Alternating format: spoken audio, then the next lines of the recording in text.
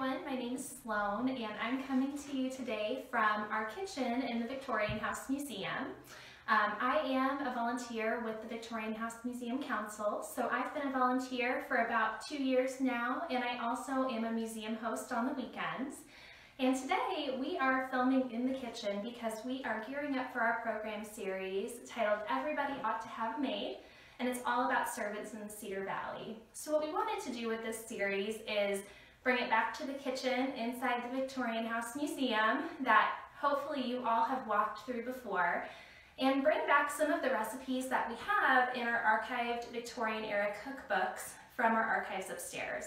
So we're going to be hosting about 3 videos, and each one is going to be at a different place throughout the year. So each recipe that we're going to film is going to really center on that time of the year, what would have been a recipe that was appropriate for the food and season, and give you also a variety of recipes throughout the cookbook. So together we're going to cook a couple of side dishes, we'll have something sweeter, and then a savory side dish as well. So today what we're going to do is make something called an apple puff pudding, which sounds absolutely amazing.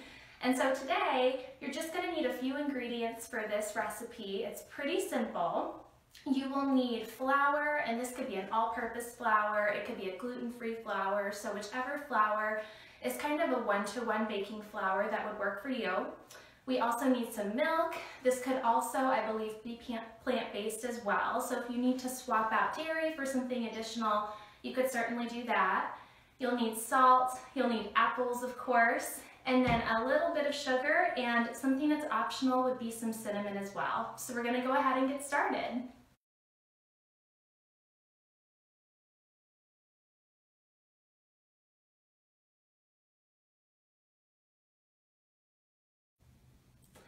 Alright, so our first step is we are going to slice up our apples. These apples are going to go over the top of our pudding, but they're also going to be incorporated into the batter. So I've got 2 apples here. These are about medium-sized gala apples. You could use any apple that you like. And additionally, I'm choosing to leave the skin on my apples, but if you wanted to peel them first, you could absolutely go ahead and peel them before we start slicing. But since they're going to be incorporated, and this is going to be a pudding, so it's going to be kind of a delicate mixture that we're going to bake, I'm going to slice my apples pretty thin. Now, I am not a professional chef, so these are not going to be professional knife cuts, but that's okay. The point of these recipes is that even though they may have been used in maybe more well-to-do kitchens or, by a team of people, these are recipes that you could do still today in your kitchen at home. So you don't have to worry about your knife cuts or everything being perfect or precise, because chances are in the Victorian era, things were not as precise then as well. So we're going to go ahead and just cut a little bit of our apple here. I'm just going to go ahead and cut around my core. We're going to start slicing. Now, if you've ever been in the Victorian kitchen, you'll notice it's kind of a small space, especially compared to kitchens that we have nowadays. My sister recently redid her kitchen in her home, and it's quite sizable, which is pretty common for households now. We have pretty large kitchens, they have large islands, lots of storage and counter space, but in the Victorian era, that just wasn't how houses were built. Typically your kitchen was going to be on the smaller size, which is definitely the size that we have inside the Victorian House Museum. There were typically about 8 people living here, and there were 8 people living in this house multiple times throughout its lifetime. So given that, this is a pretty small kitchen. Alright, so I'm almost done slicing my first apple. You can see that my slices are pretty thin. They're not all the same, but I do have them pretty thin here, maybe about 1/4 inch or less.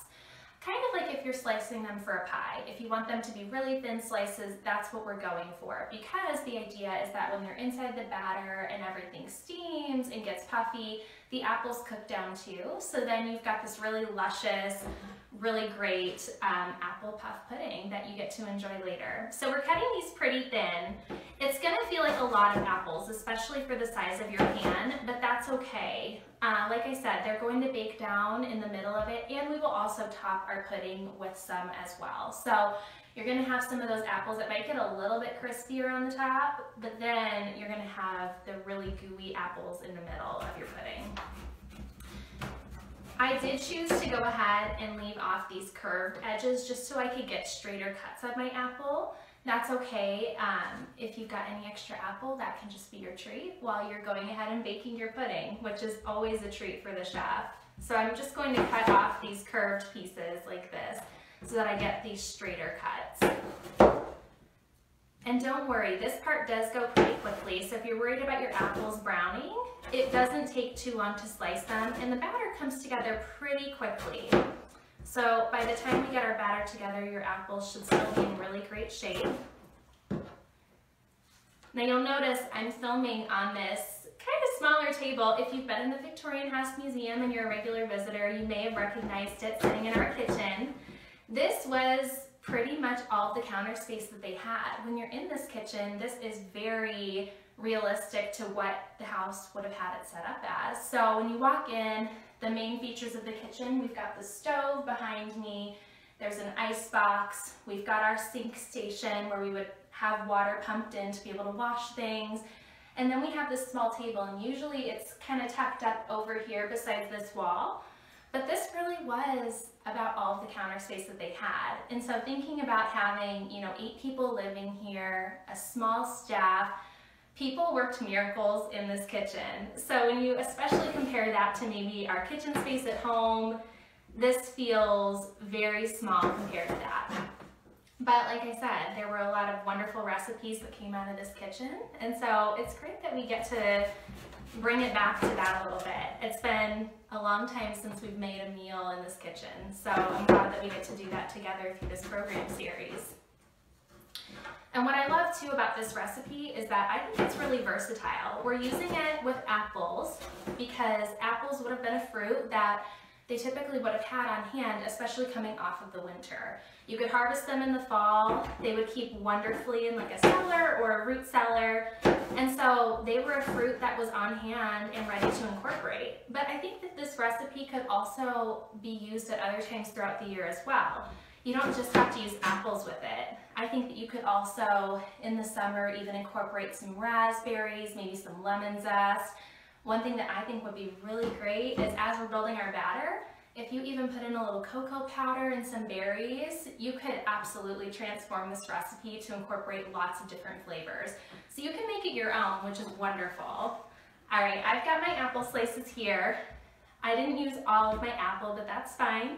If you feel like as you're putting together your batter, this isn't enough apple and you want a little more, you can absolutely add more apple. Or if you want it to just be light on the apple, more heavy on the pudding, you can keep it light, kind of like I'm doing right now. But I'm going to just scoop my apples over into my pan because next we're going to go ahead and build our really simple batter. So we're going to go ahead and get ready for that.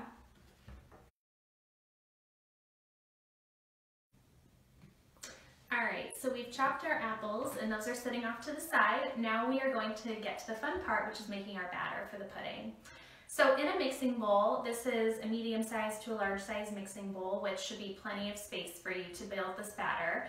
We've got 1 3/4 cup of all-purpose flour. And like I said, if you are somebody that's gluten intolerant or has to swap out the flour, I believe that this recipe would be just fine with swapping it out for a different type of flour. So if you do have that need, feel free to use a flour that works best for you. But to this, I'm just going to add in, it says a sprinkle of salt in the recipe. So I'm going to say it's probably about 1/8 of a teaspoon. So just go ahead and give it a little sprinkle of salt. This was pretty common in the Victorian era. If you ever go into our archived cookbooks, you'll see that some of the recipes have pretty loose measurements. So for example, when we were doing some research for the recipes that we wanted to pull out for everybody, some of them called for putting things into a quick oven or a rapid oven, or maybe using a piece of butter the size of an egg. So these are all pretty loose measurements, but that's how recipes were built in that era. And so today we're going to go ahead and convert some of those different measurements to something that can work for you as you're building this in your home. So like I said, we've got 1 3/4 cup flour, we've got some salt in here. I'm going to go ahead and slowly mix in 2 cups of milk. I'm using whole milk here. It's pretty fatty. However, if you want to use a lighter milk, you can absolutely use a lighter milk, or if you're a person that needs to use a plant-based milk, you can feel free to go ahead and substitute anything here. If you're going to use a plant-based milk, I would probably recommend using something like a cashew milk or an oat milk if you can, just something that's a little bit creamier to help kind of match maybe what the fat content would have been here. We're dealing with a really creamy milk. So if you can find a plant-based milk that matches that consistency, I think that your recipe is probably going to end up a little bit better in the end. But at the end of the day, use what works best for you. So we're going to go ahead and just slowly mix this in. I've got a whisk here to help with the clumps if there are any. And don't worry, I think in the beginning this batter kind of feels like it might clump easily, but it really ends up coming out pretty smooth. So using your whisk, it's going to be just fine. We're going to put our measuring cup over here, and we're just going to whisk it until it's smooth. Now after this is smooth, we are going to incorporate some eggs just to give this batter a little bit more body. But one thing that was surprising to me when I was starting to build this recipe was that the batter itself doesn't call for any sugar. So it's not going to be an overly sweet recipe. It kind of reminds me of growing up. Sometimes family members would make something called a German pancake. And so that was usually made in a cast iron skillet. It wasn't overly sweet. It was kind of just the right amount of sweet but savory for a breakfast type dish. And I have a feeling that this pudding is going to be along those lines too. So we're just going to whisk this together until it's smooth. Take your time with it. It will all come together. Now, if you're using, for example, a gluten-free 1-to-1 baking flour, you may notice that the consistency is a little bit more coarse in texture. That's okay. As everything kind of comes together in the oven, it puffs up, we're going to add some butter, it's going to melt in. Everything should come together pretty beautifully. But we're going to go ahead and just mix this until it's smooth. And once you've reached that consistency, which it looks like my batter has, you can see it's pretty smooth, not a lot of clumps, maybe just a little on the whisk. We're going to go ahead and add in our eggs. You can add these in all at once. It's just going to mix in pretty simply. I know sometimes recipes call for adding eggs one at a time, but this one you can add them in all at once. So we're going to go ahead and add 3 eggs. I'm using large white eggs. You can certainly use any eggs that work best for you. Try not to get any shells in your batter. So that's 1 egg.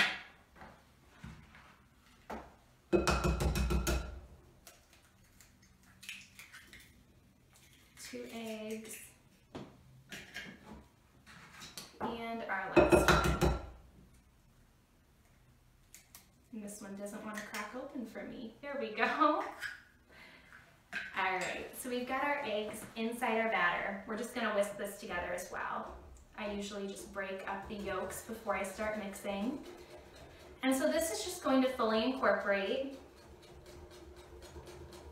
And it's going to become kind of this very custardy color. It's going to be smooth in texture. And that's exactly what you want. You want it to be this custardy color. You want it to be smooth where your batter doesn't have clumps.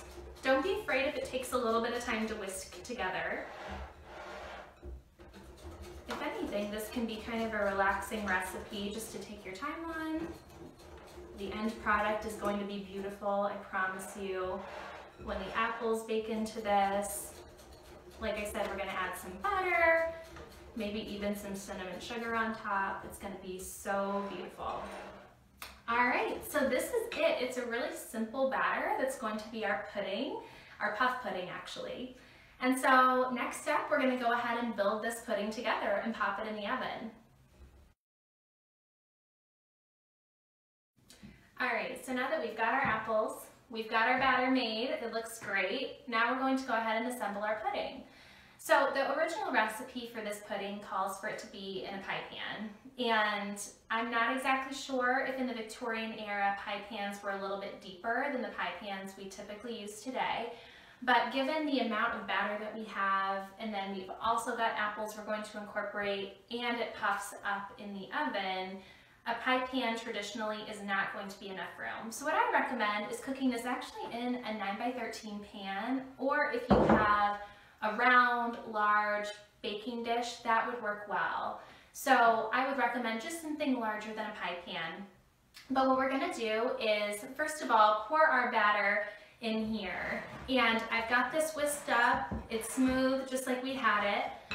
You can either do this one of two ways. You can either take a portion of your apples and just stir it into your batter before you put it in your pan, or you can just tuck them into the batter. I recommend just adding them to your batter before you pour it in. It makes things a little bit easier, less messy, but definitely make sure to reserve a few apples to go over the top, so that way we have some of those laying on the top of your pudding so that they can brown a little bit and you have that nice visual of the apples on top.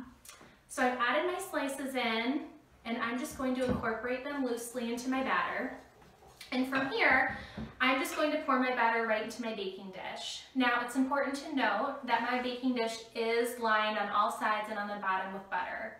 So this is a really important step because of how this pudding is going to cook in the oven. It's going to puff up, it's going to be really nice, but because it's such a light, delicate batter, you don't want it to stick to your sides, especially as you're trying to get it scooped out when it's fully baked. So adding the butter is going to ensure that all the sides are golden brown and nothing is going to stick to your pan. It's just going to rise up really beautifully. Kind of like when you make a souffle, you want to have those sides of your pan buttered as well. So I'm going to go ahead and just incorporate this or pour it into my pan really carefully.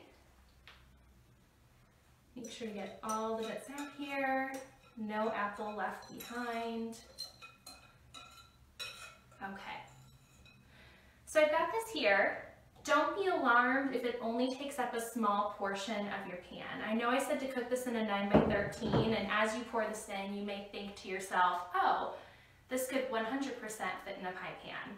But this is an apple puff pudding. So as it cooks in the oven, for the first 10 minutes, it's just going to heat up. But then if you go back to check on your oven, you're gonna see that this has started to rise. And this should rise up almost to the edges of my 9x13. So it's going to get really puffed up and gorgeous, really delicate. When you take it out, it's going to have a delicate crisp on the outside. So don't let this fool you when you pour in your batter. This will puff up.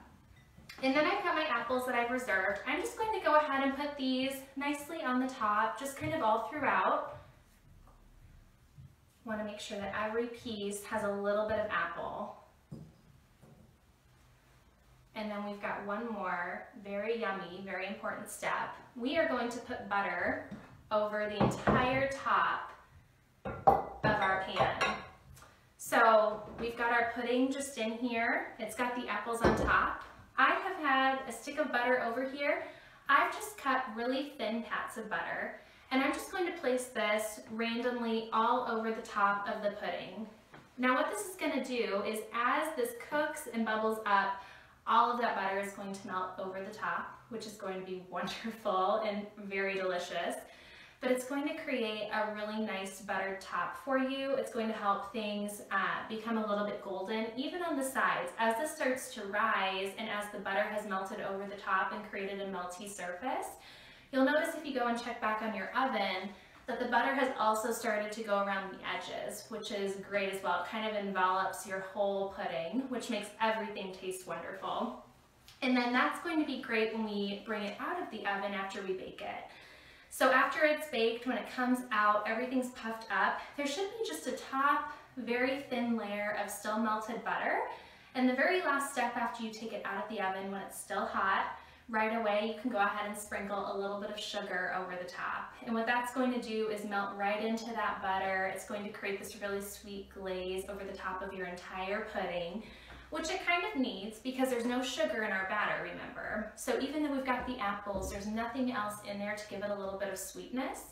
So having that sugar over the top with the butter is going to give it the perfect sweetness that it needs. And like I said, I even made cinnamon an optional ingredient. Instead of putting plain sugar over my pudding at the end, I actually incorporated some cinnamon in with the sugar. So it has a cinnamon sugar top. But before we get to that part, we're going to go ahead and put this in an oven. Now, the original recipe calls for it to, I believe, go into a quick oven. That loosely translates into about 350 to 375 degrees. When I baked mine, I baked it for 45 minutes at 350 degrees, and it came out perfect. So that is what I'm going to recommend to you today for this recipe, is 45 minutes at 350 degrees. And when you take it out of the oven and it's puffy, you can go ahead and put a knife inside the middle. You're going to notice on your knife it will have melted butter in there, but as long as you don't see any of the pudding batter on your knife, that's going to mean that your pudding is done and ready to be served. So we're going to go ahead and put this in our oven.